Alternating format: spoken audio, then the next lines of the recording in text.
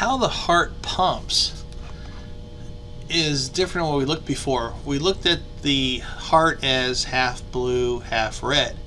Instead of from side to side, we're looking at it from top to bottom.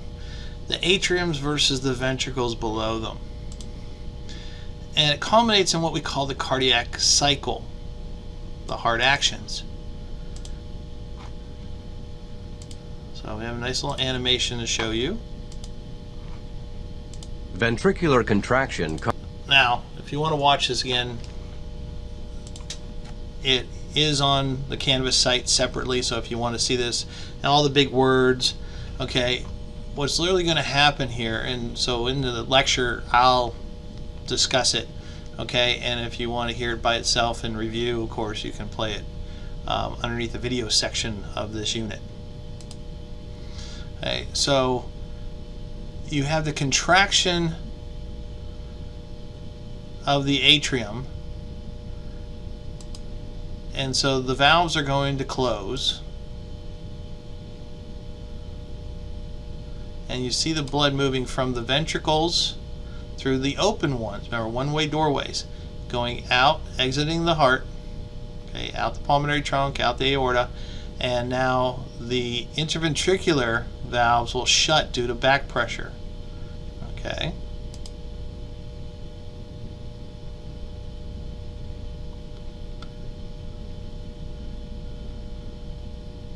Now, once the heart relaxes, the ventricles relax, you get back pressure.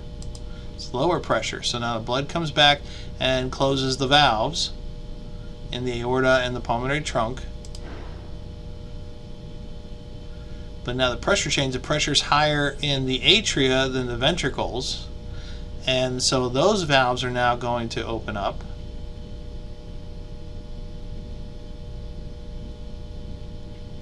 And so now allowing blood go from the atriums to the ventricles to refill.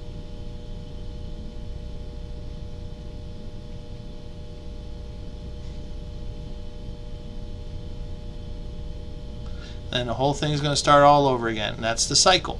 It keeps on going. It starts about the 28th day after you're conceived, and it's going to keep going until the day that you die.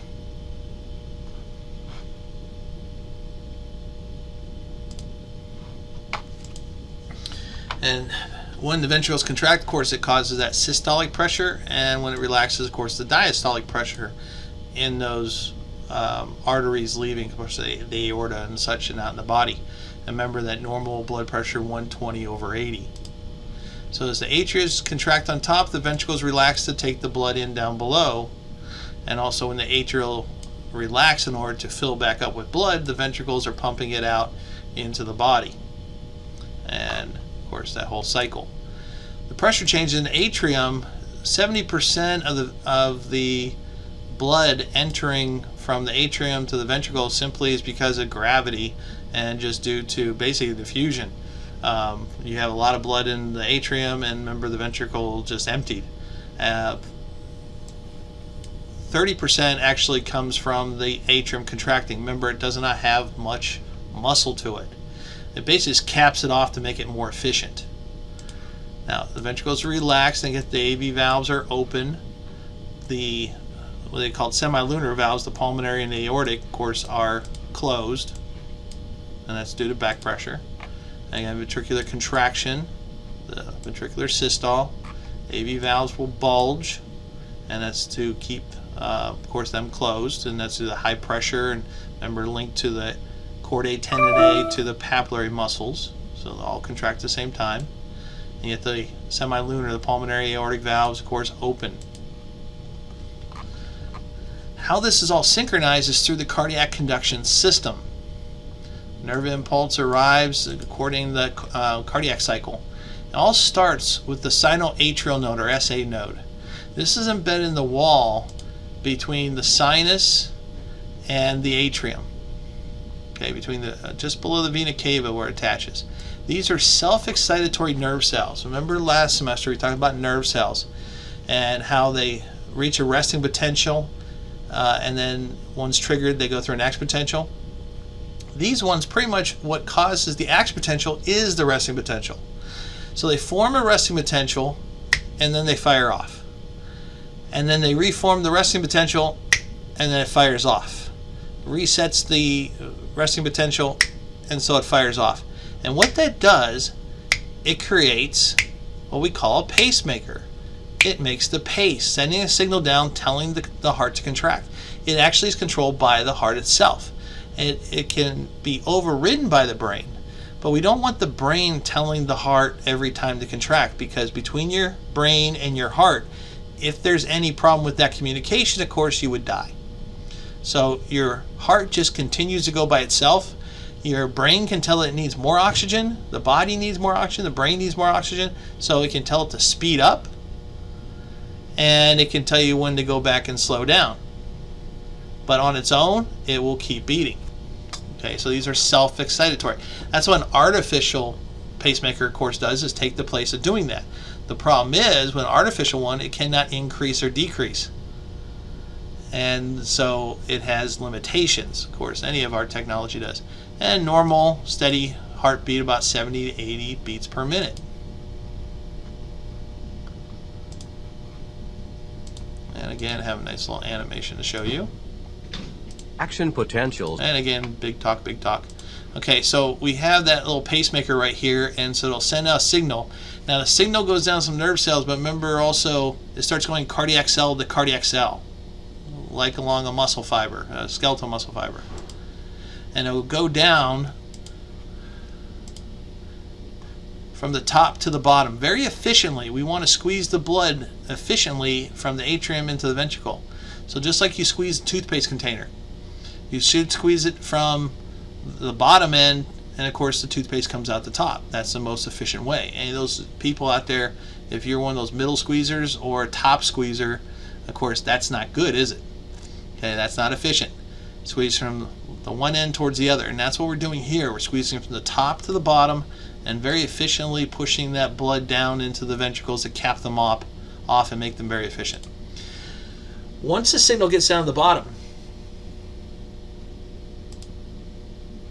that's not nice.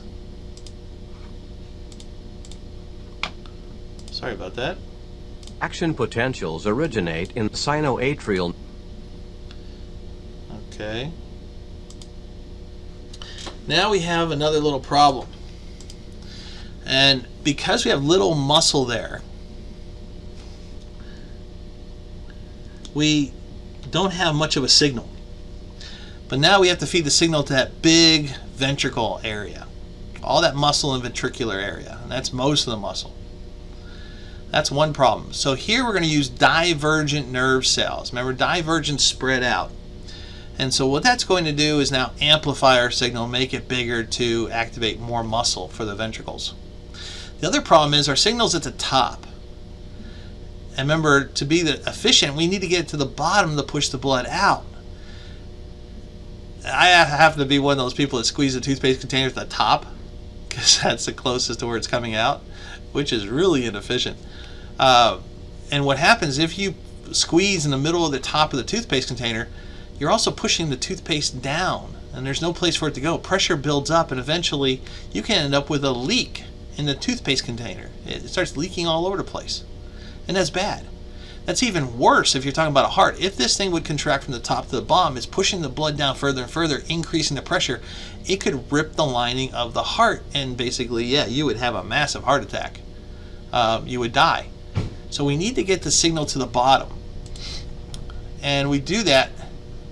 We amplify the signal here with an AV node, divergent nerve cells, and then we're going to come down here through a nerve branch.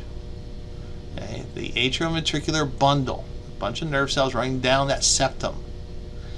And then it's going to split off into two bundle branches, which will go down to the apex, the point of the heart, and split, going up one side and going up the other side of the heart.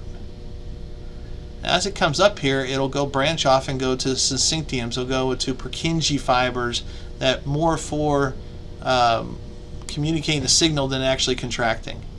And then the next one fires off. And actually, those nerve cells are thin in here in the middle. And what that does, remember, those are the slow ones. And so it slows down the firing of the nerves so that it can have time to fill up the ventricle. And so it times it all just nice. And again, every time the pacemaker sends a signal, sends it again, and it creates that whole cycle.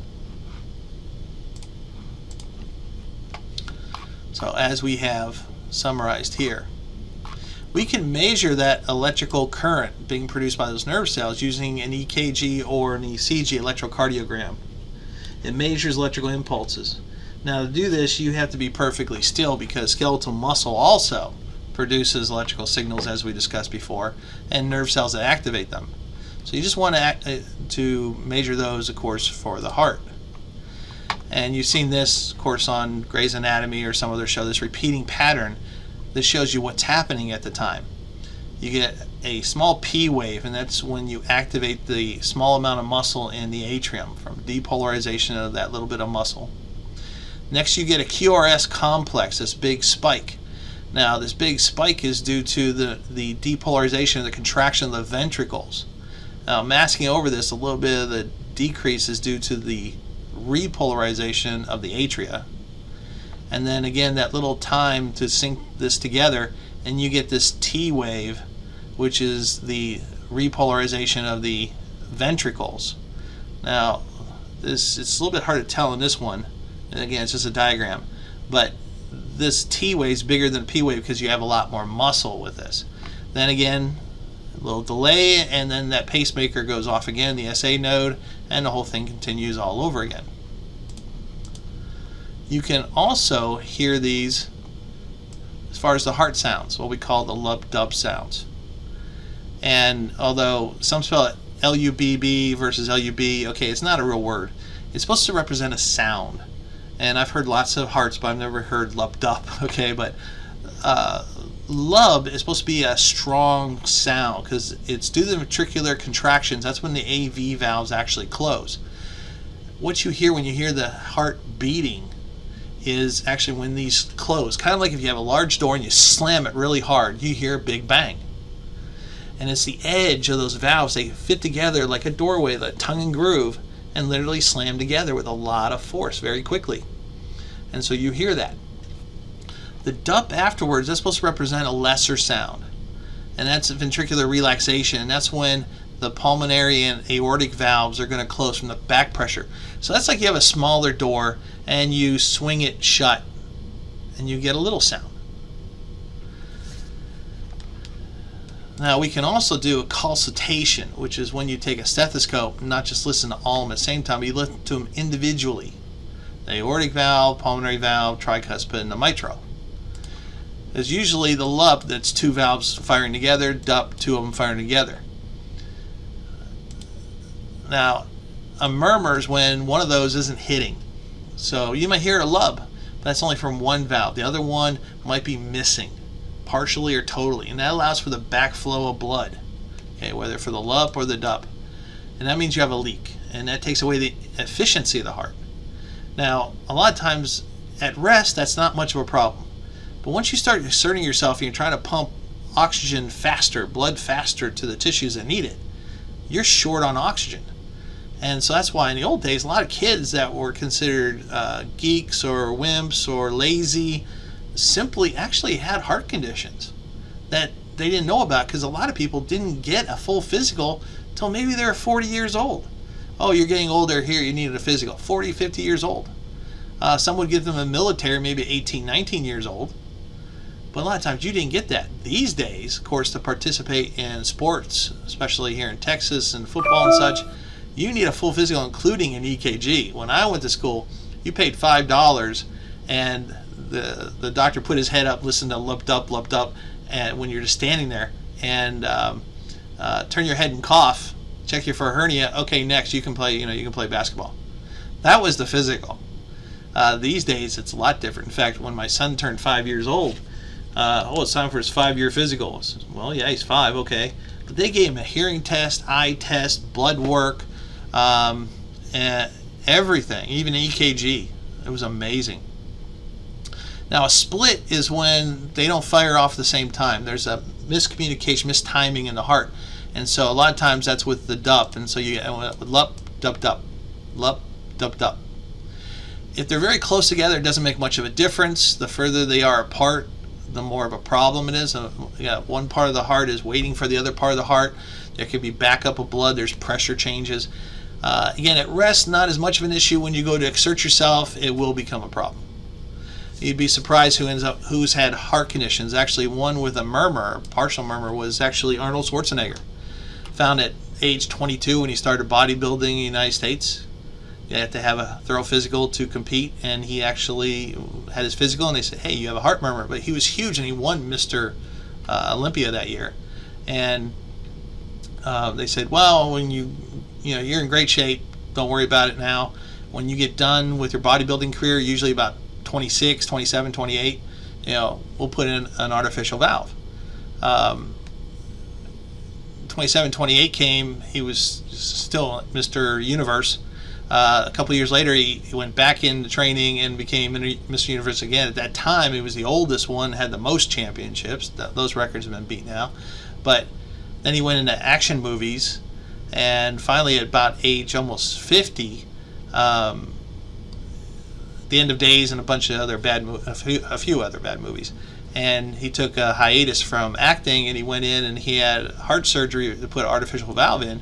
And they said his heart was like a 20-year-old. He was still working out 3 hours a day.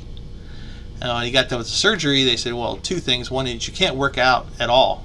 And he actually argued with the doctor, and they got down where, okay, he can do an hour workout a day. He said he's not going to do nothing. He's still going to do an hour a day. But a lot less than he did. Plus, he couldn't do action movies anymore, do his own stunts. And he said, well, get into something less stressful. And, of course, he went into politics and was governor of California. His motto was always he caused more stress than, of course, he took.